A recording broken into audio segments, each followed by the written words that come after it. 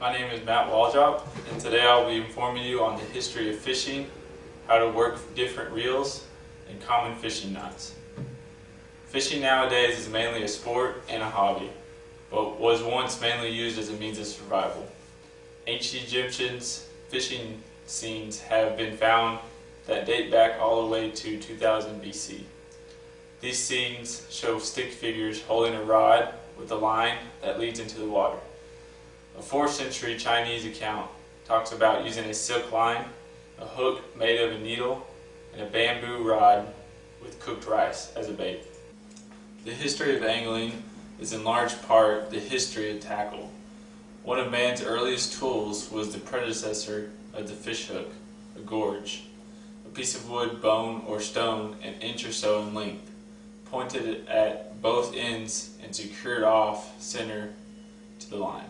The gorge was covered with some kind of bait. When a fish swallowed the gorge, a pull on the line wedged it across the gullet of the fish, which could then be pulled in. With the coming of the use of metals, a hook was one of the first tools made. This was attached to a hand line of animal or vegetable material, a method that is efficient only when used from a boat. The practice of attaching the line in turn to a rod, at first probably a stick or a tree branch, made it possible to fish over a bank or shore and even to reach over vegetation bordering the water. Around the mid-17th century, an unknown fisherman attached a wire loop or ring to the tip end of the rod, which allowed a running line, useful for both casting and playing a hooked fish. This means a lot of line that might get tangled up. This led to the invention of the reel. The first reel had consisted of a wooden spool with a metal ring that fitted over the fisherman's thumb. By 1770, a rod with the eyelet started to become common. The first true reel was multi-geared, in which one turn of the handle would move the spool several revolutions. After the fishermen started to experiment with different materials for line, which led to the use of a gut string, a cord that is prepared from the natural fiber found in walls of animal intestines. Soon improved methods of fishhook making were devised in the 1650s, which gave the distinct shape of the hook. Rods were also improved as heavy native wood were phased out by a straight-grained, tough elastic wood such as lacewood and greenheart from South America. By the end of the 18th century, a technique had been developed in which several sticks of bamboo were glued together, which would give the pole strength and also reduce thickness.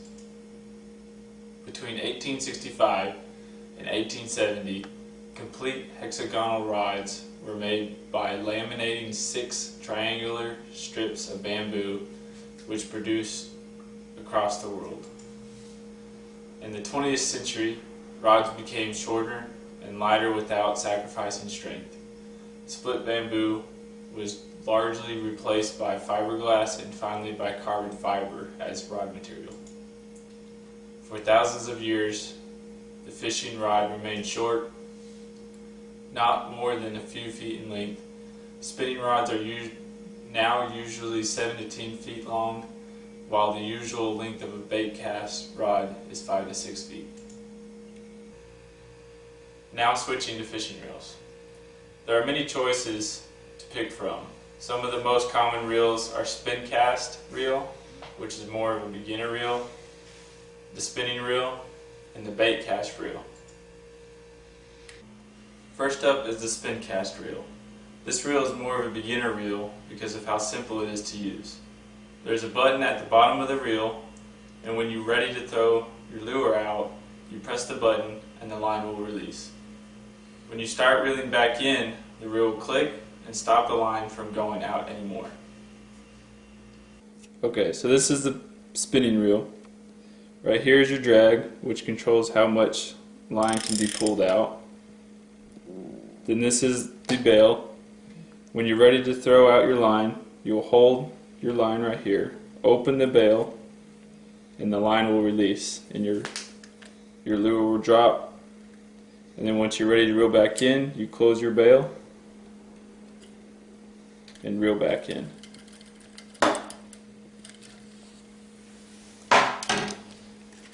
This is the bait cast. Similar to the spin cast, this part is your drag, and this is your release instead of your bail. So once you're ready to throw out your line, you will hit your button and it will drop your lure. You have to be careful not to tangle up your line, so to keep that from happening, before your lure hits the water, hold the line and catch it, and then once you're ready, just reel back in. Now finally, fishing knots. There are many knots that you can choose from that hold more advantages over others, but these are some of the more common knots. So today I'm going to show you 4 knots. The first one being the improved clinch knot, then the blood knot, the Palomar knot, and the surgeon's knot. So for the example, I'm going to use this wire as a hook, this paracord as the fishing line. So first you want to put your line through the eye of the hook, pull out enough line so you have enough room to play with. Then you're going to wrap the line around itself a couple of times, and then pull the line through the hole closest to the eye of the hook, and then wrap it through that hole. And you're going to pull them together and slowly pull this down. Sometimes there'll be a lot of friction, so you'll have to spit on it so it can slide down easier. Next up is the blood knot.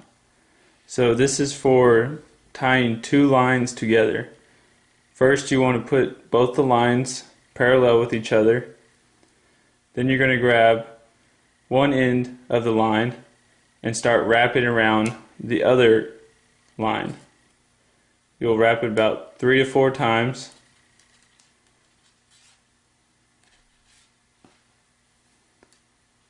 And then come around and go over or under the orange line, and then you'll start wrapping it around the other line. 3 to 4 times. And then you'll go back the opposite way of what the other end of the line goes, through the same hole, and then you'll slowly start pulling the lines together, and it will slowly come together.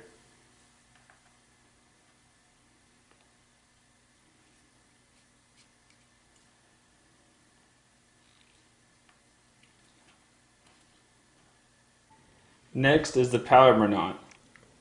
This one is used for tying onto a hook. So what you want to do is double over your line, give you enough room to play with, and then put it through the eye of the hook and pull it through. And then you just want to tie a regular knot. And then with this same loop, you want to pull it all the way down over the hook,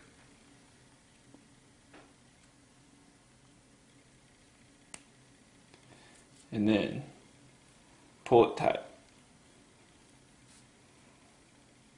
You may need to use a little bit of spit to get it all the way down. And that's the Palomar knot. Finally, the surgeon knot, also known as the double surgeon knot. So what you want to do, like the blood knot, it's like tying 2 lines together. You want to make them parallel with each other. Give you enough line to play with, and you'll make a loop, a simple loop.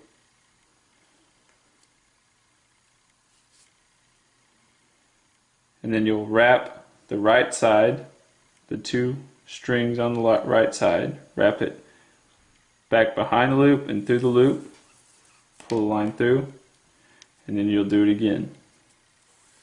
Pull the line through. And then all you're going to do is pull it together. In conclusion, we talked about the history of fishing, different fishing reels, and commonly used fishing knots. I hope that you enjoyed this video and learned a little bit about fishing. Thank you.